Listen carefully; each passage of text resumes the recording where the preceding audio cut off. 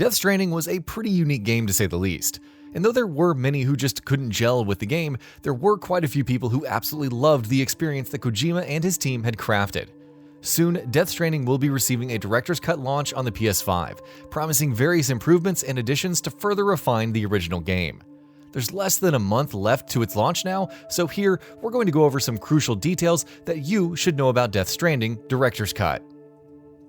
Before we go ahead, please consider subscribing to our channel. We upload new videos every single day, and your support really helps us out.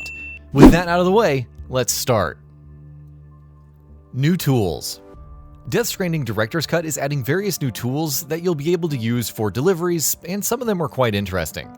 There's the cargo launcher, for instance, which does exactly what its name suggests, launches parcels through the air across great distances. There's also the support skeleton, which makes it easier to carry heavier cargo. There's also a new pair of boots that increases fall damage. If Death Stranding Director's Cut can ensure that players always have greater freedom in deciding how to handle their deliveries with a more robust collection of tools, that could have the potential to make significant improvements to the gameplay. Meanwhile, bikes will also now be more useful when it comes to jumping across chasms, thanks to ramps and boosts and what have you.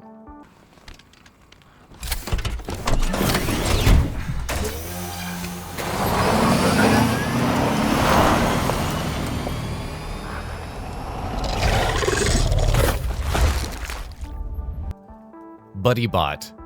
There's another new delivery tool that's being added to Death Stranding with the upcoming director's cut, and it's BuddyBot.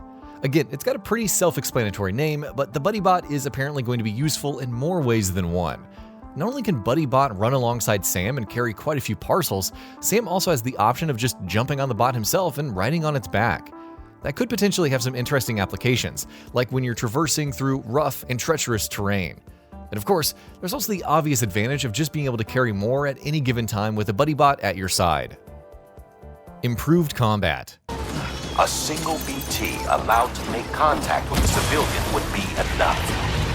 We can't let that happen. You've got to deal with that BT right now.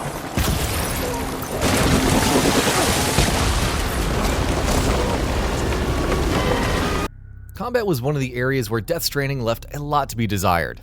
And sure, it wasn't exactly the sort of game where combat was even close to being an important part of the experience, but even so, it could have been a lot better.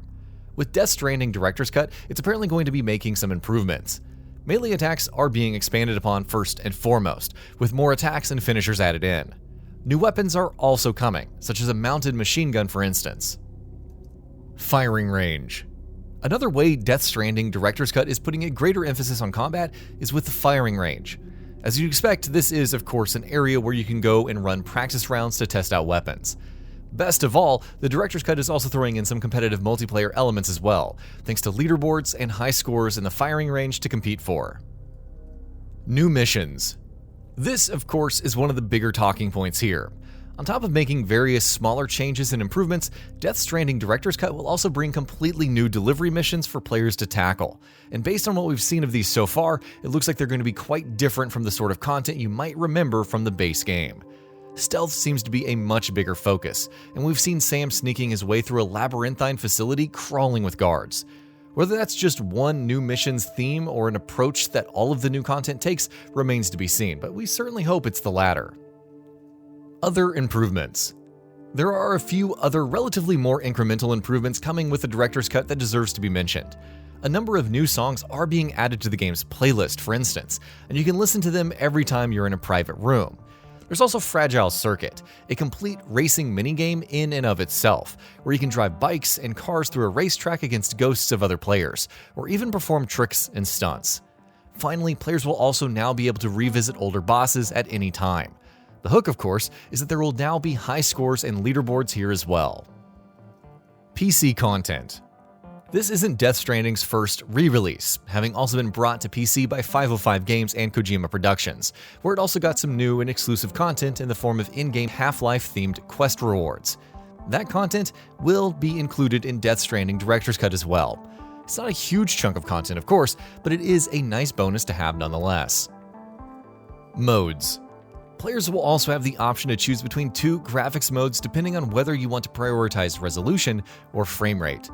Performance mode will run the game at an upscaled 4K at up to 60 frames per second, while Fidelity mode will run at a native 4K but lower frame rates. HDR will of course also be supported in both modes. It's a little disappointing that ray tracing is not being implemented, but hopefully visual improvements in other areas will do the job. Death Stranding was already an excellent looking game even on the base PS4, so we are excited to see what sort of improvements it will make on the PlayStation 5. PS5 features. Death Stranding Director's Cut will leverage the PS5's hardware in other ways as well. Support for the DualSense's haptic feedback and adaptive triggers has been confirmed. Haptic feedback in particular seems like the kind of feature that could really shine with a game like Death Stranding, so we're curious to see how well that will be implemented. 3D audio support is also in. Well, interestingly enough, Sony has confirmed that the game will also offer ultra-wide support.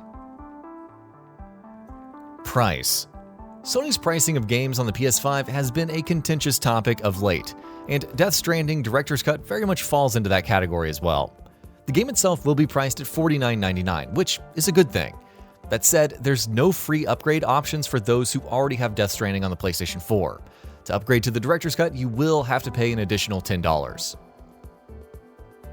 So, what are your thoughts on this? Go ahead and share them in the comments below. And if you liked this video, please subscribe to the channel and enable all notifications by clicking the bell icon to get new video updates. We upload every day and would really appreciate your support. Thanks for watching.